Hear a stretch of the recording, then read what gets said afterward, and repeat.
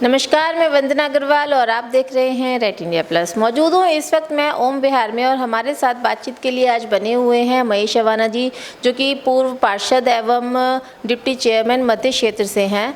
आज हम इनसे चर्चा करेंगे जिस तरह से केजरीवाल को लेकर आज पूरी दिल्ली में बहुत ज़्यादा प्रदर्शन देखने को मिल रहा है। जिस तरह से आज पूरी दिल्ली में बीजेपी का प्रदर्शन देखने को मिला केजरीवाल के अगेंस्ट, उसी से रिगार्डिंग आज हम इनसे बातचीत करेंगे। सर, सबसे पहले स्वागत है आपका रेट इंडिया प्लस पे। आपका बहुत बहुत धन्यवाद। सर, पूरी दिल्ली में देखा गया आज बीजेपी द्वारा केजरीवाल का पुतला फूंका गया। आखिर कौन सी नीति को लेकर आज पूरी दिल्ली में बीजेपी ने प्रदर्शन किया? देखिए, मैं आपको जानकारी देना चाहूँगा कि दिल्ली के अंदर केजरीवाल ने ये कहा था कि भाई हम 200 यूनिट तक बिजली फ्री देंगे। अब 200 यूनिट तक बिजली फ्री, तो जो आदमी एक बल्ब जलाएगा और खाली एक पंखा चलाएगा तो भी शायद संभव नहीं है कि वो 200 यूनिट कम करेगा। 200 से 200 पार हो जाएगा। अगर 200 से 1 यूनिट भी ऊपर हो गई तो उसका पूरा बिल लग गया। तो ऐसा तो नहीं है कि आदमी मीटर के सामने खड़ा रहेगा और वो देखता रहेगा कि भाई कब मेरे 250 यूनिट हो मैं मीटर बंद करूं। अब घर में चल रहा है फंक्शन, या उसके घर में छोटा मोटा कार्यक्रम है, या दिन में गर्मी, आज उमस भरी गर्मी कितनी है, उसमें पंखा तो कम से कम गरीब को चाहिए, लाइट भी चाहिए। तो एक या दो, भले एक टीवी भी घर में सबके में आजकल है, लोग मोबाइल भी चार्ज करते हैं। तो कुल मिला के 200 यूनिट से ज़्यादा ही हो जाती है महीने में, ज़्यादातर ऐसा है। अब फ्री के कितने लोग रह गए? वो बहुत कम लोग रह गए। यानी उसको अगर मान के आप चलो तो दिल्ली के अंदर मुश्किल से 5% लोग ऐसे हैं जो 200 यूनिट से कम बिजली जलाते हैं। एक लोगों के अंदर भ्रम की स्थिति फैला दी कि हम बिजली फ्री दे रहे हैं 200 यूनिट, लेकिन वो सब कुछ एकदम गलत है। उसके विपरीत क्या है कि जो मध्यम वर्ग का व्यक्ति है, अब दिल्ली के अंदर क्या है कि मध्यम वर्गीय जो लोग हैं वो बहुत ज़्यादा जनसंख्या है ऐसे लोगों की। उनके यहाँ क्या है, मीडियम दर्जे में क्या होता है कि बिजली की जो खपत है वो 200 से ऊपर ही जाएगी। ये तो खास बात, जिनके अपने मकान हैं, झुग्गी झोपड़ी नहीं है उनकी, मध्यम वर्गीय लोग हैं जो अनऑथराइज कॉलोनियों में रहते हैं या फ्लैट्स में रहते हैं, वो मध्यम वर्ग के लोग रहते हैं, तो उनकी संख्या बहुत ज़्यादा है। तो उनसे तो पूरा पैसा लिया जा रहा है। फिर जो मीटर शुल्क पहले लिया जाता था, वो मीटर शुल्क भी डबल से ज़्यादा कर दिया केजरीवाल ने। अब अगर मीटर शुल्क के हिसाब से भी लगाए तो अरबों रुपया इकट्ठा हो गया दिल्ली से। तो वहाँ जहाँ 5% अगर उन्होंने मान लो कम भी ले लिया बिल 200 यूनिट से जिनका कम है, तो उससे कोई ज़्यादा फर्क नहीं पड़ा। बिजली की खपत बढ़ रही है, घट नहीं रही। आप जहाँ फ्री की बात करोगे, केवल एक शगुफा है वो राजनीतिक, जिससे आपको वोट लेनी है। आप ये समझ लीजिए कि जब आप जनता को फ्री का बांटना शुरू करेंगे, किसी कारण से अगर आप सबसे ज़्यादा कौन लोग हैं जो गरीबी के अंदर है, जो सब्जी बेचता है, जो रेहड़ी पटरी लगाता है, और वो रेहड़ी पटरी लगाने वाले लोग भी, उनको भी हम गरीब इसलिए नहीं कह सकते कि उनकी जो धाड़ी है वो जो आम धाड़ी एक मज़दूर की है जो सारा दिन फावड़ा चलाता है, या वो किसान का, जैसे हम कह लें किसान सारा दिन खेत में खटता है, उसके हिसाब से भी वो दिल्ली के अंदर कम से कम 1000 रुपये की धाड़ी वो कंप्लीट कर लेता है। आम सब्जी बेचने वाला भी, वो भी मैं इतना कह सकता हूँ कि मुझे अंदाज़ा है। तो इन सब को लेकर के आप इनको क्यों हाथ फैलाने वाला बना रहे हो? हमें अपने क्षेत्र को, अपने प्रदेश को क्या करना है? दिल्ली ये प्रदेश है, देश की राजधानी है। इसमें कोई भी चीज़ अगर आप फ्री में करोगे तो वो फ्री में संभव नहीं है। क्यों कहते हैं कि अगर कोई आपका एक घड़ा है, वो पानी से भरा हुआ है, और वो कहीं से ज़रा सा लीक हो जाए तो एक एक बूंद करके वो घड़ा ख़त्म हो जाएगा। इसी तरह से अब आप फ्री की बात करोगे तो ये देश का नुकसान है, दिल्ली का नुकसान है।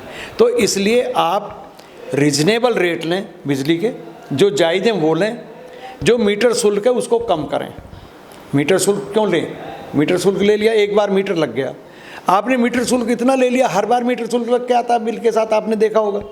क्यों लेते हो भाई आप मीटर शुल्क? जब एक बार मीटर कोई चीज़ लग गई उसका बार बार शुल्क लेने का तो कोई मतलब नहीं था, मीटर चार्ज क्यों ले रहे हैं भाई? तो एक तो मीटर चार्ज खत्म करना चाहिए। दूसरी बात जो आपने कही कि प्रदर्शन हुए, केजरीवाल के पुतले फूके गए, हर विधानसभा में आज बीजेपी का कार्यक्रम था ये, तो मेरे वार्ड में भी, यहाँ बदरपुर विधानसभा का मेरे वार्ड में आज हुआ। तो वो उसका कारण क्या कि इन्होंने बिजली के बिल पर 6% रेट बढ़ा दिया। एक तरफ आप लोगों को फायदा देना चाहते हो, दूसरी तरफ आप बिजली के बिलों पे पैसे बढ़ा रहे हो 6%। इससे भी अलग लोगों को जानकारी नहीं है अभी। जो ये पानी का मैटर है, दिल्ली में पानी मिल रहा है किसी को? कभी पूरा पानी नहीं मिल रहा। उस पर भी इन्होंने बिजली के, पानी के ऊपर भी 20% रेट बढ़ा दिए हैं। आपको पता होना चाहिए, पानी के चार्ज के इन्होंने 20% के रेट और बढ़ा दिए हैं। अभी ये तो पब्लिक में बात आई नहीं है। और ये बिजली के भी 6% को भी चुपचाप रखना चाहते थे। ये तो जो हमारे प्रतिपक्ष नेता हैं आदरणीय विधुड़ी जी, उन्होंने उस बात को उजागर किया है। आज वो बोल के भी गए मंच पे कि अगर मैं नहीं इसको बात को उछालता तो ये तो चुपचाप करके 6% बढ़ा के बैठ गए थे, कोई विरोध नहीं होता, चुपचाप हो जाता सारा काम। इस तरह से इन्होंने गुपचुप तरीके से कर लिया। क्यों? क्योंकि उनका आज सत्ता में पूरी की पूरी सत्ता उनके पास है। विरोध के लिए 8 MLA हैं बीजेपी के।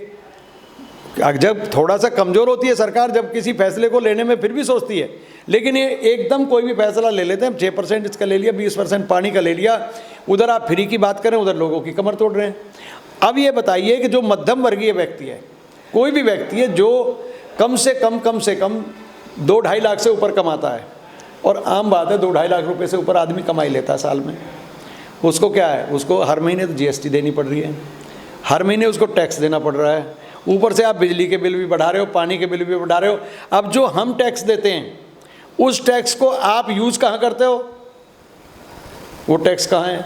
अभी पीछे 13,000 करोड़ रुपया इन्होंने खा लिया हमारा। 13,000 करोड़ निगम का खा गए, 13,000 करोड़ अभी तक डकार भी नहीं लिया, और वो पैसा वापस नहीं कर रहे। ऊपर से बिजली के रेट भी बढ़ा रहे हैं। क्यों बढ़ा रहे हैं? तो इसलिए इनके विरोध में आज पूरी दिल्ली के अंदर भाजपा ने विरोध प्रदर्शन किया है और केजरीवाल का पुतला जलाया है। और हम ये कहते हैं कि इनको जो बिजली पे 6% का रेट बढ़ाएं उसको हटाना चाहिए, उसको वापस लेना चाहिए, और जो पानी के ऊपर ये 20% बढ़ा रहे हैं उसको भी इनको वापस लेना चाहिए। सर, मान लिया केजरीवाल सरकार ने बिजली पर रेट बढ़ा दिया, इसलिए आप लोगों ने प्रदर्शन किया, लेकिन मोदी सरकार भी तो कौन सी कम है? बच्चों के दूध से लेकर बच्चों की पढ़ाई तक हर चीज़ पे GST लगा रखी है। देखिए, GST में और इसमें बड़ा फ़र्क है। GST का जो पैसा आता है वो पैसा कहाँ खर्च होता है आपको पता है? वो पैसा जो GST का पैसा आता है या टैक्स का पैसा आता है, वो देश के ऊपर कहाँ कहाँ खर्च हो रहा है, इसकी पूरी जानकारी अगर आपको चाहिए तो आप हमारी बीजेपी की वेबसाइट पे जा कर के उसका पूरा निकाल सकते हैं, निचोड़ सकते हैं कि ये GST का पैसा, टैक्स का पैसा लोगों को कहाँ जा रहा है। ये सारा ही पैसा तो है जो देश के काम आ रहा है। आज जहाँ हम टोल टैक्स दे रहे हैं गाड़ियों का, पहले हम टैक्स देते हैं, गाड़ी का टैक्स जमा करते हैं जब हम गाड़ी खरीदते हैं, उसके बाद जो टोल टैक्स लेते हैं वो टोल टैक्स का पैसा कहाँ, सड़कों पे ही तो खर्च हो रहा है। जो ठेकेदार ठेका लेते हैं वो पहले हमारी सड़कें बना देते हैं, फिर वो टोल के द्वारा अपना पैसा पूरा करते हैं, और विद इंटरेस्ट करेंगे वो तो पैसा लेंगे। तो उन्होंने हमें एडवांस पैसा दे दिया एक तरह से, और जो हमारे पास पैसा वो भी हमारी ज़रूरत की चीज़ों में लग रहा है सब। इसका ये सीधा सीधा मतलब है कि केंद्र से केजरीवाल को पैसा मिलता है, लेकिन केजरीवाल निगम के पैसे को खा जाता है। ये कहाँ की बात है? फिर दूसरा क्या है, आप जितना काम आपको दिल्ली में करना चाहिए था उतना काम आपने क्या किया? जो लोगों की अपेक्षाएं थी आपने की। मेरे यहाँ ओजोन लग रहा है, कितने सालों से लग रहा है। सरकार किसकी दिल्ली में? केजरीवाल की। केंद्र ने 2 बार फाइल भेजी, इन्होंने पास नहीं किया। अभी पीछे कश्मीरियों के ऊपर मुद्दा चला था, कश्मीरियों के बारे में उन्होंने कहा हमने कश्मीरी टीचरों को ये किया वो किया। कश्मीरी टीचरों को तो ये वही नहीं कर रहे थे बिल्कुल भी पास, उनको कहाँ पक्का कर रहे थे ये। बाद में जब डंडा आया सुप्रीम कोर्ट का तब इन्होंने किया। तो ये लोग क्या है, ये भ्रम फैलाते हैं, ये झूठ का पुलंदा फैलाते हैं। इनका काम क्या है, जैसे आज के समय में जितनी भी चीज़ें बाज़ार में बिकती हैं वो चीज़ें ज़्यादा बिकती हैं जिनकी ऐड ज़्यादा होती है। ये क्या है, ऐड पे इतना पैसा खर्च करता है, अरबों रुपया हर महीने दिल्ली का उस पर चला जाता है, ऐड पे, केजरीवाल सरकार का। मैं आपको जानकारी दे रहा हूँ। तो इसलिए जो मोदी जी कर रहे हैं, वो मोदी जी का जो मिशन है वो देश को आगे बढ़ाने का। मोदी जी का जो मिशन है वो ये नहीं है कि आदमी हाथ फैलाए। मोदी जी का मिशन है कि मेरे देश का बेटा बेटी इतना सक्षम हो जाए कि वो दूसरों को देने के लायक बने, वो दूसरों को रोजगार दे पाए। यहाँ क्या है, ये तो लोगों को आलसी बना रहे केजरीवाल जी। भाई ये फ्री वो फ्री, ये फ्री वो फ्री, सारा फ्री फ्री करके लोग आराम से झुग्गियों में आराम से सोते हैं सारा दिन। काम क्यों करेंगे जब उनको फ्री का मिलेगा? आपने देखा दारू पी के सोए रहते हैं झुग्गियों में लोग। काम कौन करता है? काम मध्यम वर्ग का आदमी काम करता है। झुग्गी झोपड़ी वाला आदमी आराम से दारू पी के झोपड़ी में सोता है। अगर काम भी करती है तो उसकी औरत जाके करती है, बेचारी मजदूरी करती है, वो दारू पी के सो जाते हैं। आपने देखा होगा छोटी छोटी जो कॉलोनी है, जो फ्लैट्स हैं, जनता फ्लैट्स, उनमें जाके देखो आप। मैं तो अंदर तक जाता हूँ, मुझे तो पता है। आप तो घर घर नहीं जा सकते, आप तो मुख्य लोगों के पास चले जाते हो। लेकिन जब हम वोट मांगने जाते हैं हमें पता है कौन आदमी क्या कर रहा है। वो ताश खेलते रहते हैं सारा दिन। आप कभी देखो गलियों में जाके, झुग्गी झोपड़ियों में जाके देखो, छोटे जनता फ्लैटों में जाके देखो, टोली की टोली मिलेंगी आपको गली गली में ताश खेलती हुई। बहुत कम लोग मिलेंगे जो काम कर रहे हैं, आराम से खा रहे हैं। तो क्या इससे क्या होगा? दिल्ली का भला होगा? दिल्ली का नुकसान होगा, ये मैं कहना चाहता हूँ। सर 70 साल कांग्रेस ने राज किया, उनके राज में कभी पानी महंगा नहीं हुआ, लेकिन मोदी सरकार के राज में खाने पीने का सब सामान इतना महंगा हो गया है। क्यों आखिर जनता का खून चूसने में लगी है मोदी सरकार? देखिए, मैं आपको जानकारी देना चाहूँगा महंगाई का सीधा सीधा मतलब क्या है और जीएसटी का मतलब क्या है। महंगाई एक अलग चीज़ है, जीएसटी एक अलग चीज़ है। मैं आपको जानकारी देना चाहता हूँ कि जो मोदी जी ने भारत का नक्शा बदला है, जो लोगों के अंदर भावनाएं जगाई हैं आगे बढ़ने की, उसके तहत मैं आपको बताना चाहता हूँ कि जीएसटी इसलिए लगाया गया है कि जब कोई व्यक्ति कोई भी चीज़ खरीदेगा, दूध खरीदे, पानी खरीदे, कोई भी चीज़ खरीदे, बिल तो आपको देते हैं ना। पानी आएगा उसका भी बिल देते हैं, देते हो। जब आप बाज़ार से पानी लेते हो तो उस पे बिल, उसका बिल भी देते हो ना, तो उस पे भी टैक्स ज़रूरी है। टैक्स नहीं है, ये जीएसटी है। इसका थोड़ा सा हिस्सा हर व्यक्ति देश के विकास के लिए देता है। जीएसटी का मतलब ये है। जीएसटी का मतलब ये नहीं है कि वो एक टैक्स है और एक जीएसटी है। जीएसटी केवल और केवल लोगों के विकास के लिए है। जैसे कि मैं बताऊं आपको एक बात, केजरीवाल में और मोदी जी में फ़र्क है। फ़र्क क्या है बता देता हूं। मोदी जी क्या है, मोदी जी जैसे कहते हैं कि भाई किसान जो है और जवान देश का सबसे बड़ा रक्षक है, इनसे बड़ा रक्षक देश का कोई नहीं है। अगर किसान अन्न पैदा ना करे और जवान देश की रक्षा ना करे तो इस देश में हम जैसे, आप जैसे लोग जो रहते हैं, आम आदमी, उनकी क्या हालत होगी इसका अंदाज़ा किसी के पास नहीं है। मोदी जी दो जगह मजबूत करना चाहते हैं, एक देश के किसान को और एक देश के जवान को। आप जानते हैं कि जब कांग्रेस थी, जब किसानों की जो पेमेंट है, जो उनकी उपज की पेमेंट है, कोई भी पेमेंट है, वो टाइम पे मिलती थी क्या? नहीं मिलती थी कभी। आज ये जो पैसा लग रहा है, आम आदमी कितना खरीदता है? मध्यम वर्गीय और पैसे वाला व्यक्ति ही ज़्यादातर बाज़ार से वैसी चीज़ें खरीदता है। गरीब आदमी ये चीज़ें नहीं खरीदता। गरीब कहाँ दूध पीता है? गरीब कहाँ बेचारा घी खाता है? गरीब तो सूखी रोटी खाता है सब्जी के साथ। तो ये जो जीएसटी है ये भी अमीरों पे ही लागू है, ये गरीबों पे लागू नहीं है, क्योंकि गरीब आदमी के पास उतना धन नहीं है कि वो बाज़ार में से जाके पानी की बोतल खरीदे। वो गरीब आदमी जो है ना, जा कर के वहाँ पे मदर डेयरी से या दूसरी जगह से जाके दूध खरीदे। उसको केवल 100 ग्राम दूध चाहिए चाय के लिए। गरीब का बच्चा तो सूखी रोटी सब्जी खाता है आज भी। कहाँ गरीब का बच्चा? किसको कौन कह रहा है कि आपको गरीब का बच्चा? ये सब टैक्स मध्यम वर्ग के लोगों के ऊपर आता है, गरीब के ऊपर कोई टैक्स नहीं है। झुग्गी झोपड़ी वाले के ऊपर ये टैक्स लागू नहीं होता, होता ही नहीं है। जीएसटी वैसे भी नहीं लगता। और जहाँ तक टैक्स की बात है, वो टैक्स का दायरा भी है एक। तो वो जो पैसा आता है, जो जीएसटी से आता है या हमारे पास टैक्स से आता है, वो सब पैसा किसानों की मदद के लिए, जवानों की मदद के लिए, देश के विकास के लिए काम आता है। लेकिन जो केजरीवाल का जो पैरामीटर है, उसमें और मोदी जी के पैरामीटर में ज़मीन आसमान का अंतर है। अगर मोदी जी गलत होते तो दोबारा चुन करके सत्ता में नहीं आते पूर्ण बहुमत के साथ। अगर योगी जी अच्छा काम नहीं करते तो दोबारा सत्ता में नहीं आते।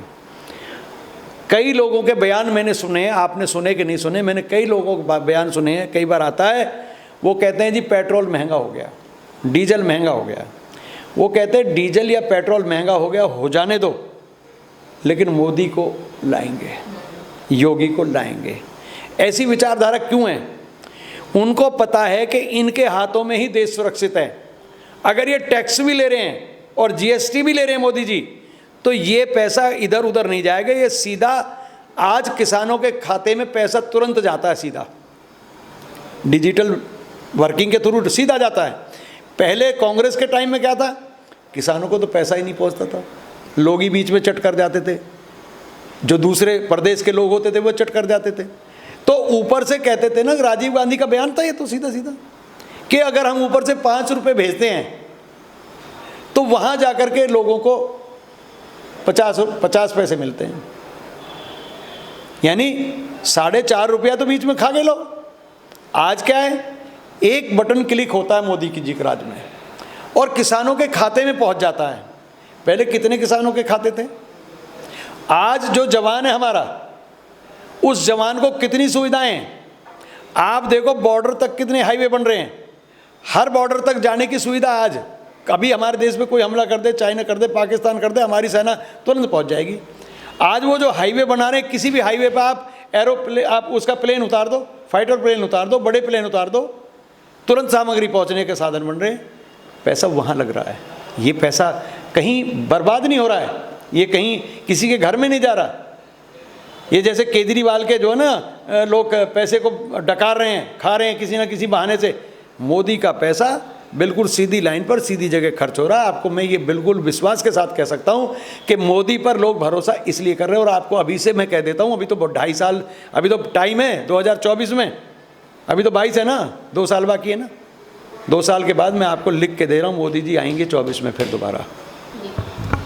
सर, सोशल मीडिया पे एक बयान बहुत वायरल हो रहा है मोदी जी का, फ्री की रेवड़ी वाला, जिसका जवाब केजरीवाल जी ने दिया है कि फ्री की रेवड़ियाँ तो मोदी सरकार, मोदी जी जो है वो विदेशों में जाके बांट रहे हैं। तो इस बारे में आप क्या कहेंगे? देखिए, कहते हैं ना कि नाच ना जाने आंगन टेढ़ा। अगर किसी को नाचना नहीं आता है तो वो कहता तुम्हारा तो आंगन टेढ़ा है, यानी ऊंचा नीचा, इसमें मैं नाच नहीं सकता। मोदी जी में वो दम नहीं, केजरीवाल में वो दम नहीं है जो मोदी जी में दम है। उसका कारण है वो विदेश में रेवड़ियाँ नहीं बांटते। आपने हर न्यूज़ पे देखा होगा, जब मोदी जी विदेश जाते हैं, पहले भी देश के प्रधानमंत्री बाहर जाते थे, आज जब मोदी जी जाते हैं तो वहाँ क्या होता है, उन जब लोगों से मिलते हैं, हमारे देश के लोग नहीं, दूसरे देशों के लोग भी कहते हैं मोदी मोदी मोदी मोदी। क्यों कहते हैं? उसका कारण तो होगा कोई। सब लोग पागल तो नहीं बैठे, दिमाग रखते हैं ना। जो विदेशों में व्यापार कर रहे हैं हमारे लोग, इंडियन लोग जाके वो व्यापार कर रहे हैं ना, किसको रेवड़ी बांटते हैं वहाँ? वो जाकर के दूसरे देशों में ये कहते हैं कि हमारे यहाँ आइए, मेरे देश में आइए, मेरे देश में उद्योग लगाइए, मेरे देश में अब उद्योग धंधों के लिए मैंने इस तरह का रास्ता तैयार कर दिया, इस तरह के हाईवे तैयार कर दिए, इस तरह का माहौल बना दिया है कि आप जाकर के उत्तर प्रदेश जैसे जो बदनाम प्रदेश था उसमें जाके आप इंडस्ट्री लगाइए। अभी आपने देखा कितने हाईवे देश में बन रहे हैं। मैं तो नितिन गडकरी जी को बहुत धन्यवाद करूँगा। ऐसा मंत्री मोदी जी के पास है कि जो कहता है कि मेरे पास तो कितना पैसा चाहिए बोलो। वो पैसा कहाँ से आ रहा है? सब यहीं से आ रहा है। वो कहीं अपने घर से पैसा लेके नहीं आ रहे। हम लोग जो जीएसटी दे रहे हैं, हम जो लोग टैक्स दे रहे हैं, मध्यम वर्गीय लोग, वो सारा पैसा देश के ऊपर खर्च हो रहा है। आप जब हमारे यहाँ बाहर के लोग आएंगे, रेवड़ी नहीं बांटते वो कहते हैं मेरे यहाँ आइए, मेरे लोगों को रेवड़ी बांटिए, आप अपना काम भी करिए और मेरे लोगों को रोज़गार भी दीजिए। तो विदेश से जब कंपनी आएंगी बड़ी बड़ी, लोगों को रोज़गार मिलेगा, मेरे देश के भाइयों को सबको नौकरी मिलेगी, खाने के लिए उनको अच्छा मिलेगा, पहनने के लिए अच्छा मिलेगा। और वो क्या है, वो जो कंपनी आएंगी क्या वो टैक्स नहीं देंगे मेरे देश को? अगर वो यहाँ काम करेंगे तो टैक्स भी दे देंगे, और टैक्स किसको मिलेगा? मेरे देश वालों को मिलेगा। और जब ऐसी जगह पर इंडस्ट्री लग जाएंगी जहाँ तक इंडस्ट्री लगी नहीं सकती थी, अब देखिए, अब कल परसों एक हाईवे का उद्घाटन किया चित्रकूट, दिल्ली से चित्रकूट 500 किलोमीटर। अभी मैं गया था 2 महीने पहले अयोध्या जी से मैं चित्रकूट गया था, 700 किलोमीटर है। अब क्या है, नया रूट बन गया, नए रूट से 500 किलोमीटर पड़ा है। अब बॉम्बे के लिए हाईवे बन रहा है, मेरे घर के बगल से ही बन रहा है, तो मीठापुर के। आपको जानकारी दूँ, 2 हाईवे बन रहे हैं यहाँ से, दिल्ली के अंदर से 2 हैं, और हरियाणा जाकर के उसको एक जगह जोड़ दिया, और वहाँ से लेके बॉम्बे तक। बॉम्बे कितना टाइम लगता था आपको? आज आप 12 घंटे में, 10 घंटे में, 12 घंटे में आप बॉम्बे पहुँच जाओगे अपनी गाड़ी से। और कितने शहरों को जोड़ता चला गया वो यहाँ से, कितने प्रदेशों को जोड़ दिया है यहाँ से, महाराष्ट्र से लेके वहाँ तक कितने प्रदेशों को जोड़ दिया। देखो, दिल्ली, हरियाणा, उत्तर प्रदेश, मध्य प्रदेश, गुजरात, महाराष्ट्र, 7 प्रदेशों को इस हाईवे ने जोड़ दिया। अब 7 प्रदेशों के अंदर जो हाईवे हैं वो कनेक्ट हो गए इनसे, बॉम्बे वाले से।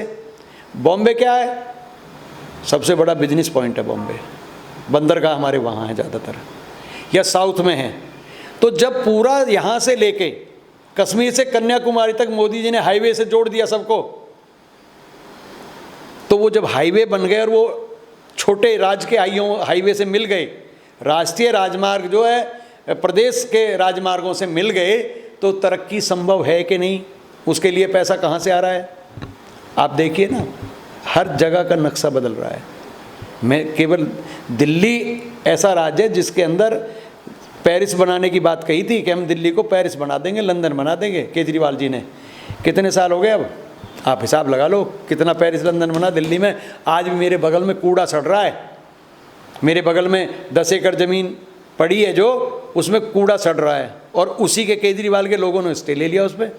नारायण दत्त उसी के तो एमएलए थे, राम सिंह उसी के तो एमएलए हैं, जो राम सिंह उससे जुड़े हुए हैं, वो उनके लोगों ने तो स्टे ले रखा है। हरियाणा सरकार ने जब मुआवजा दे दिया आपको, आपकी ज़मीन ले ली सरकार ने, आपको मुआवजा दे दिया, आपने 60 साल पहले मुआवजा ले लिया, 60 साल के बाद आप कह रहे हो ये ज़मीन हमारी है।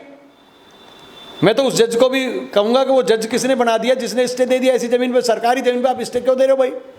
हरियाणा सरकार की जगह उस पर क्या डेवलपमेंट, पार्क डेवलप हो जाता अब तक हमारा कभी का, और वही लोग स्टे ले रहे हैं। उनको वो मैं कह रहा हूँ केजरीवाल के लोग स्टे ले रहे हैं। अगर वो केजरीवाल के लोग नहीं हैं जिन्होंने स्टे लिया है, तो मैं ये लिख के दे सकता हूँ, मैं बिल्कुल सामने मुकाबला करने को तैयार, कोई चैलेंज कर रहा हूँ मैं सबको। आज जिस ज़मीन पे 3 एकड़ पे मेरे मीठापुर ग्राम सभा की ज़मीन पे कब्जा हो गया, वो किसके साथ जुड़े हुए हैं? राम सिंह के साथ। राम सिंह कौन है? केजरीवाल का आदमी। रेवेन्यू डिपार्टमेंट किसके अंदर आता है? केजरीवाल के अंडर, दिल्ली सरकार के अंडर। कैसे कब्जा हो गया 3 एकड़ ज़मीन पे मेरी ग्राम सभा की? ग्राम सभा ने क्यों ना अपील डाली, क्यों नहीं उसके खिलाफ गई जब कोर्ट में? अरे जब नीचे के कोर्ट से आपका, अगर मान लो ग्राम सभा कैसे हार गई, ग्राम सभा कैसे हार सकती है, तो मैं सारा कुछ आपको चिट्ठा बता सकता हूँ, मेरे को सारी चीज़ों का पता है। मैं इतना कह सकता हूँ कि केजरीवाल में और मोदी जी में कितना अंतर है?